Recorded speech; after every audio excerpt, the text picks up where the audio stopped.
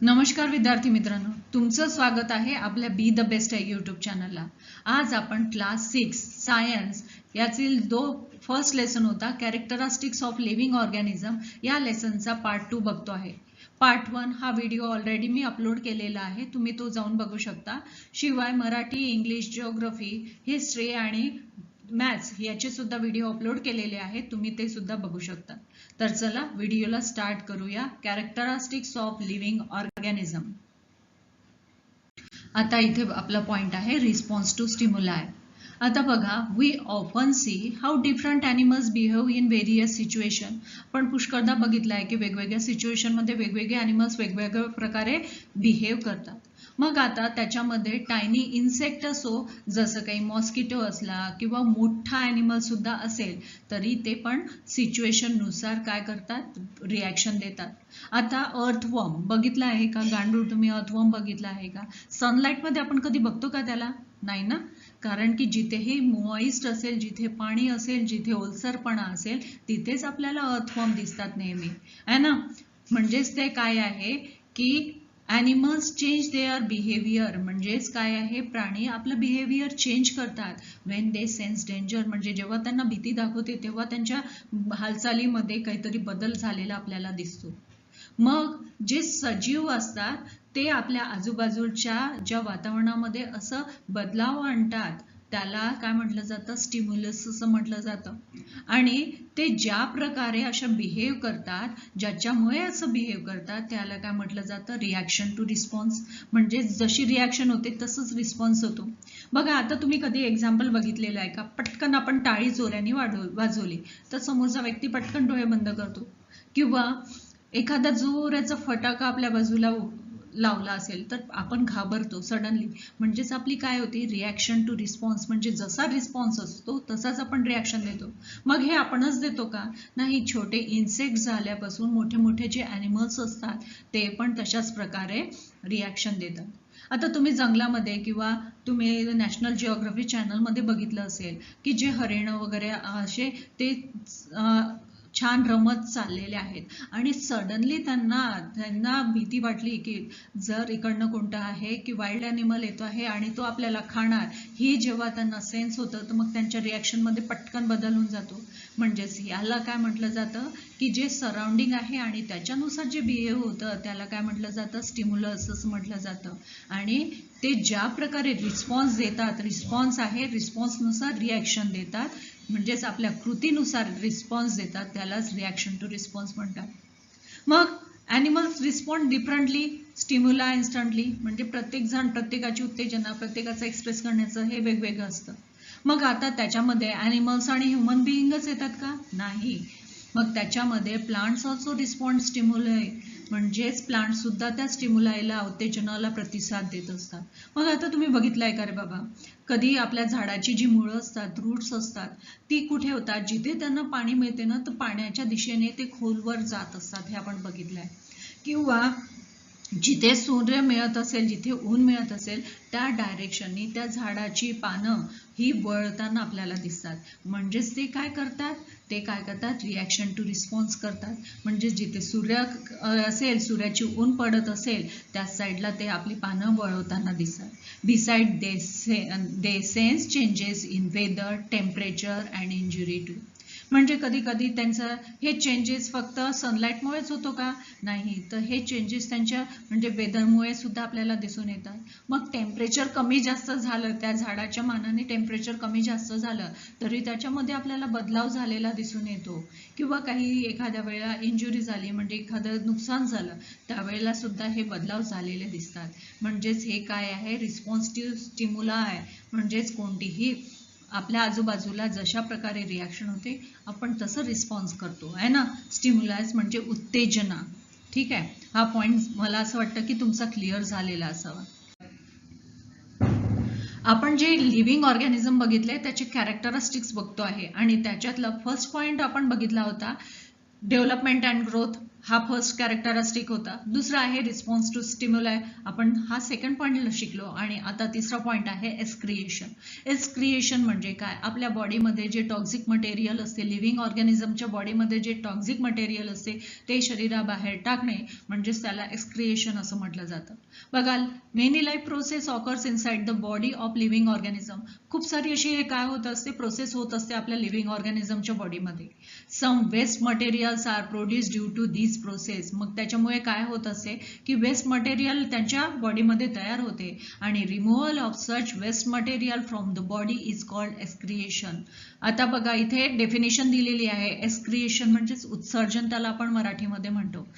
तुम्ही बघा, दिवसभर चटरपट काहीतरी खात राहतो आणि त्याच्यामुळे काय होते की आपल्या बॉडीमध्ये जे वेस्ट मटेरियल असते, जे वेस्ट असते ते आपण एक्सक्रिएशनद्वारे बॉडीच्या बाहेर टाकत असतो. आपण सकाळी नाही का सगळेजण वॉशरूमला जातो, ती काय झाली, ती प्रोसेस कोणती झाली, एक्सक्रिएशनची प्रोसेस झाली.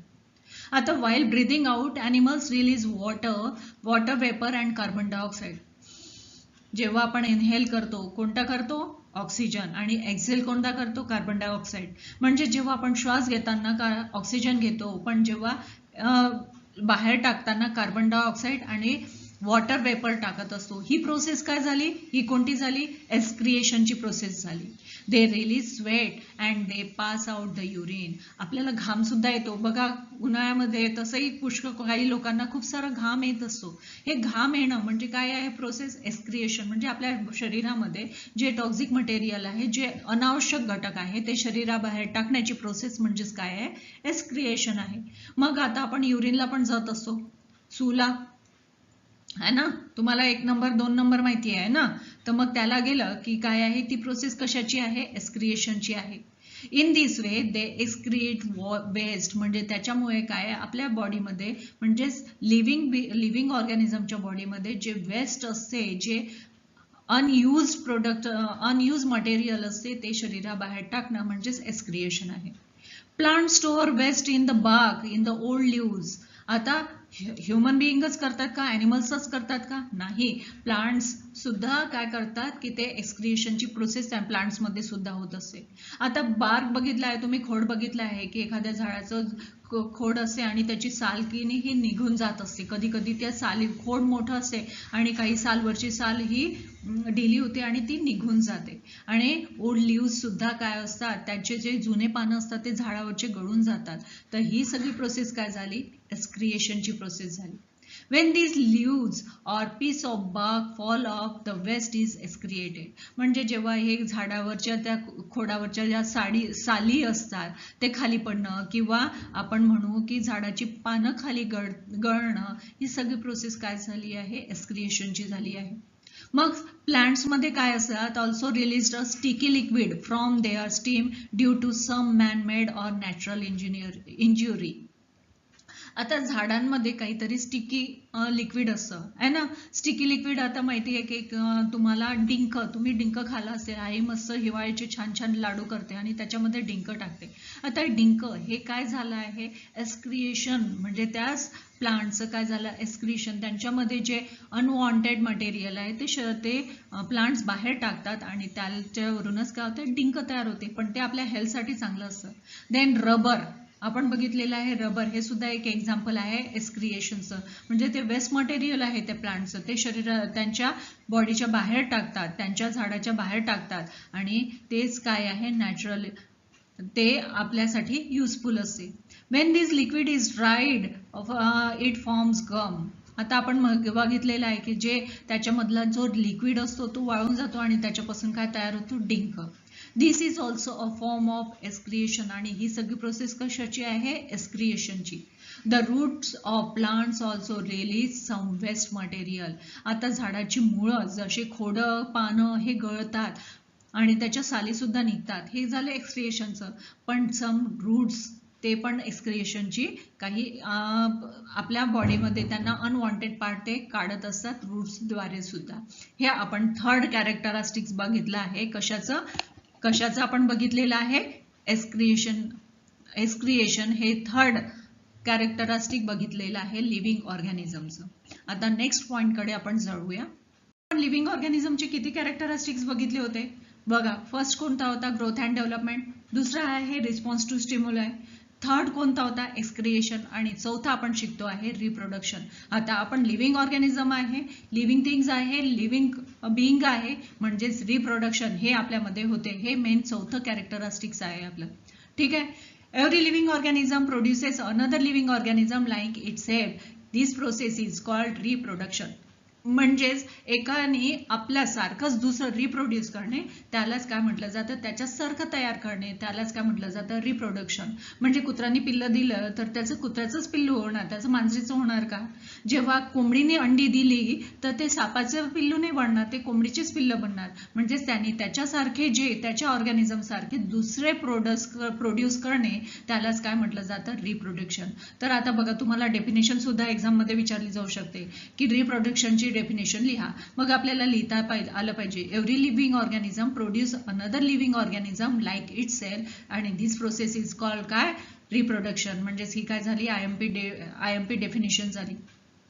आता बघा, सम ॲनिमल्स ले एग्स. काही ॲनिमल्स अंडी देतात.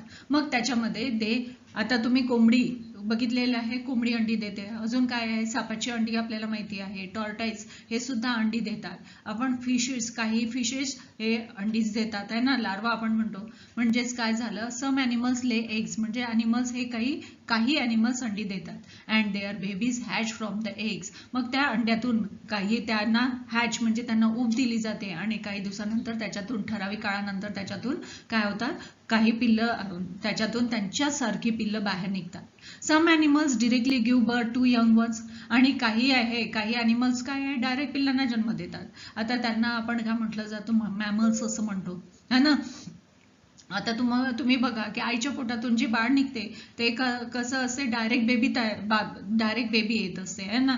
तसंच आपण गाईचं वासरू डायरेक्ट येत असतं, बकरीचं आपण बघितलेलं आहे की डायरेक्ट बेबी येत असते. म्हणजेच डायरेक्ट बर्थ घेत असते ॲनिमल, त्याच्यासारखं दुसरं रिप्रोडक्शन होत असते. तेव्हा आपण त्याला काय म्हणतो? यंग वन्स असं म्हणतो त्याला. And some organisms can even grow into a whole organism from just a small part of their body. म्हणजेच काही ऑर्गॅनिझम मध्ये काय आहे? होल ऑर्गॅनिझम मध्ये एक छोटासा त्यांच्या टायनी पार्ट पासूनच त्यांची ग्रोथ होत असते. आणि हे सगळं काय आहे? ही प्रोसेस काय म्हटलं जातं याला? रिप्रोडक्शन. म्हणजेच एकाने दुसऱ्यासारखं जी रिप्रोड्यूस करणे त्यालाच काय आहे? त्याच्यासारखं दुसरं तयार करणे, त्याच्याच दुसऱ्यासारख्याला जन्म देणे त्यालाच म्हटलं जातं रिप्रोडक्शन. आता most plants reproduce through seeds. आता पुष्कळशा प्लांट्स काय होतात? रिप्रोडक्शन प्रोसेस कशा थ्रू होते? त्यांच्यामध्ये सीड्सद्वारे होते. Inside the seed there is a seedling. म्हणजेच आता त्यांच्यामध्ये त्यांचं सीडलिंग असते, त्यांचं अंकुर असते. आता तुम्ही मटकीची उसळ किंवा वाटाणे बघितलेले आहेत का? आई घरी मटकीची उसळ किंवा वाटाण्याची उसळ करते आणि त्याला स्प्राउट्स आणते आणि मोड आणते. मग तेव्हा मोड आल्यानंतर आपल्याला माहिती आहे त्याच्यामध्ये काय येतात? अंकुर येत असतात. इथे तुम्हाला बाजूला ही डायग्राम सुद्धा दिसत आहे. याच्यामध्ये काय आहे की याच्यामधून त्या सीडलिंग मधून एक छोटंसं असं काय आहे? एक सीडलिंग असते. इनसाइड मध्ये त्याचं सीडलिंग, त्याचं छोटंसं बी आहे आणि त्याच्या लिव्स मध्ये आणि रूट्स मध्ये त्याची ग्रोथ होत असताना आपल्याला दिसते. When a seed is planted, it grows into a new plant. आता एक बी आपण पेरलं तर त्याच्यापासून दुसरं असं नवीन प्लांट तयार होतं. आता शेतामध्ये जर आपण हरभरा पेरला तर हरभऱ्याचंच झाड प्लांट निघणार आहे. जर आपण प्लांटेशन मध्ये नारळाचं झाड लावलं तर नारळाचंच झाड होणार. म्हणजेच त्याच्यासारखं न्यू प्लांट तयार होणार आहे. म्हणून मग शेतामध्ये सुद्धा आपण म्हणतो की ज्वारीचं पीक घेतो आहे. म्हणजेच कशाची सीड आपण पेरणार? तिथे ज्वारीचे सीड्स तिथे येणार आहे. म्हणजे हीच सगळी जी आहे वेन अ सीड, बघा आता ही डेफिनेशन IMP आहे. When a seed is a planted, it grows into a new plant. This process is called germination. आता रिप्रोडक्शन वेगळं आहे. रिप्रोडक्शन म्हणजे त्याच्यासारखा दुसरा जन्म देणं. म्हणजेच काय आहे? Produce another living organism. म्हणजेच एका लिव्हिंग ऑर्गॅनिझमनी त्याच्यासारखा दुसरा लिव्हिंग ऑर्गॅनिझम प्रोड्यूस करणं त्याला रिप्रोडक्शन म्हणतात. आणि जर्मिनेशन याच्यामध्ये काय आहे? एक बी आहे, ते काय होतात? त्याच्यापासून नवीन प्लांट तयार होतो आणि ही जी प्रोसेस आहे त्या बी मधून त्याचा अंकुर येणं, त्याचे रूट्स तयार होणं, त्याचे लिव्स तयार होणं, ही जी प्रोसेस आहे त्याला काय म्हटलं जातं? जर्मिनेशन. आता the seedlings needs food to grow. आता सीडलिंग म्हणजे त्या बीजाला, त्याला सगळ्यांना वाढण्यासाठी कशाची आवश्यकता असते? फूडची आवश्यकता असते. The food is store inside the seed. आता त्यांना म्हणजेच आपण बघितलेलं आहे प्रत्येक लिव्हिंग ऑर्गॅनिझमला त्यांच्या ग्रोथसाठी कशाची आवश्यकता असते? फूडची, एनर्जीची आवश्यकता असते. मग या सीडची एनर्जी कुठून मिळणार? त्यांच्या सीडमध्ये स्टोअर असते त्यांची एनर्जी, त्यांचं फूड त्यांच्या सीडमध्ये असते.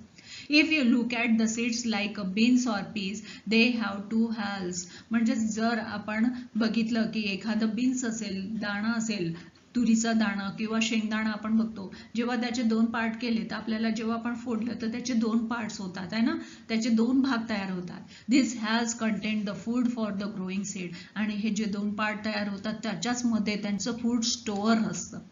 बघा आता आपल्याला छोटे छोटे आपण जेव्हा अंकुरित बघतो तर त्याचे आपण असे 2 भाग केले तर त्याच्यामधून नवीन एक अंकुर तयार झालेलं असतं आहे ना. These seeds of grains like wheat, jowar also contain such store foods. मग असे खूप सारे जे सीड्स आहेत जे शेतामध्ये लावले जातात त्याच्यामध्ये धान्य आले, कडधान्य आले, जसे व्हीट, जवार, मग काही पल्सेस आले, यांचं कुठे स्टोअर असतं? त्या सीडमध्ये स्टोअर असतं. तर आता या पॉइंटमध्ये आपण काय शिकलो? रिप्रोडक्शन. रिप्रोडक्शन म्हणजेच ह्युमन लिव्हिंग ऑर्गॅनिझम त्याच्याच सारखा दुसरा लिव्हिंग ऑर्गॅनिझम जेव्हा प्रोड्यूस करतो त्याला रिप्रोडक्शन सिस्टीम म्हणतात. आणि जेव्हा एका प्लांट दुसरा न्यू प्लांट तयार होतो म्हणजे एक सीड पासून प्लांट तयार होते, प्लांटेड म्हणजे एका सीड पासून जेव्हा प्लांट तयार होते त्या प्लांटेशनला, त्या प्रोसेसला काय म्हटलं जातं? जर्मिनेशन. म्हणजे या दोन्ही डिफिनेशन आपल्या वेगवेगळ्या आहे आणि ही लक्षात ठेवणं आपल्याला आवश्यक आहे. Reproduction and germination. आता इथे नेक्स्ट काय दिलेलं आहे? Sprouting and germination are the beginning stage of a plants growth. म्हणजे प्लांटच्या ग्रोथसाठी 2 स्टेजेस आहेत, एक स्प्राउटिंग अँड जर्मिनेशन. आता तुम्हाला डेफिनेशनसाठी किंवा क्वेश्चन विचारला असेल की what are the 2 stages of a plants growth, तेव्हा आपल्याला सांगता आलं पाहिजे की स्प्राउटिंग अँड जर्मिनेशन या 2 स्टेजेस आहे. स्प्राउटिंग आणि जर्मिनेशन या 2 स्टेजेस कशाच्या आहे? प्लांट्सच्या ग्रोथच्या. For seed germination and continuous growth of plant it needs sunlight, moisture and fresh air in the surrounding. आता प्रत्येकच झाडाला त्याच्या ग्रोथसाठी, त्याच्या डेव्हलपमेंटसाठी कशाची गरज असते? त्याच्या सनलाईटची गरज असते, मॉइश्चरची गरज असते, फ्रेश एअरची गरज असते. म्हणजे जर झाडाची, प्लांटची वाढ व्हायची असेल तर त्यांना एनर्जी कुठून मिळणार? त्यांना एनर्जी पाहिजे, फर्स्ट आहे सनलाईट पाहिजे आहे, मॉइश्चर म्हणजे ओलावा जर पाणी नाही मिळालं तर, आणि फ्रेश एअर तेव्हाच ते आपलं फोटोसिंथेसिसद्वारे ते आपलं अन्न स्वतःचं अन्न स्वतः तयार करणार आहे ना. मग आता इथे बघा, observe the process use at home and make chickpeas and moth beans and bean sprouts. आता तुम्ही म्हणता इथे म्हटलेलं आहे की जे मटकी आहे, मूंग आहे, तर यांना जर स्प्राउट्स येत असेल तर तुम्ही त्याचं ऑब्झर्व करा and find the information about how saplings of plants like rose and jasmines are prepared. आणि एक त्याने ऍक्टिव्हिटी दिलेली आहे की जे तुम्ही प्लांट आहे की रोज म्हणजे गुलाबाचं आणि जास्मिनचं जे प्लांट आहे तर त्याचं सेपलिंग म्हणजे त्याचं रोपटं कसं तयार करतात याच्याबद्दल तुम्हाला माहिती लिहायची आहे. ठीक आहे. मग आता आपण इथे काय शिकलो? Growth and reproduction are the main characteristics of living organism. म्हणजे लिव्हिंग ऑर्गॅनिझमचे 2 मेन कॅरेक्टरिस्टिक्स आहेत. पहिलं आहे ग्रोथ अँड रिप्रोडक्शन. हे 2 इम्पॉर्टंट फॅक्टर्स आहेत लिव्हिंग ऑर्गॅनिझमचे. There are the most important sign used to distinguish between living and non-living things. मग आता आपल्याला डिफरन्स विचारला की लिव्हिंग थिंग्स कोणते, लिव्हिंग ऑर्गॅनिझम्स कोणते आणि नॉन लिव्हिंग ऑर्गॅनिझम्स कोणते, त्यांच्यामध्ये डिफरन्शिएट करा. तर आपल्याला करता आलं पाहिजे नाही का. म्हणजे त्यांच्यामध्ये काय होते? लिव्हिंग ऑर्गॅनिझम मध्ये ग्रोथ होते आणि याच्यामध्ये होते का रिप्रोडक्शन होते, इथे नाही होणार. मग एक्सक्रिएशनची प्रोसेस होते, इथे नाही होणार. ह्या सगळ्या पॉइंट्स तुम्हाला डिटेलमध्ये लिहिता आलं पाहिजे. जर आणि हा क्वेश्चन IMP आहे. काय आहे? Distinguish between living and non living organism. हा IMP क्वेश्चन आहे आणि तुम्ही याच्याकडे लक्षच द्यायचं आहे.